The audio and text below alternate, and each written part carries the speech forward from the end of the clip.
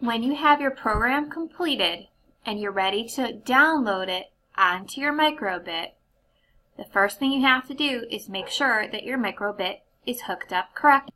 Your microbit setup should look like this. The USB port should be plugged into your computer, and the mini or micro USB port should be plugged into your microbit. You'll know if you've done it correctly if it lights up. You should already have it saved from the last step. Now you need to click download.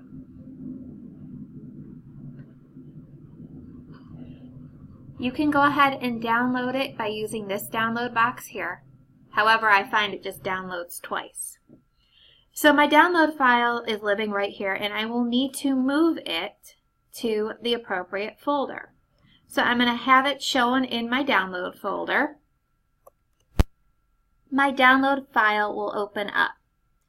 Now, I've saved this file 3 different times on accident. I'm going to grab one of them and move it by clicking and dragging it over into the microbit drive. You might have to use this arrow over here up and down to find where your microbit drive is.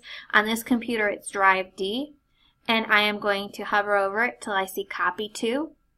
I am going to drop it in, and it is telling me right now that it is downloading it to my microbit. As soon as the bar turns green and disappears, I am done and I can unhook my unit.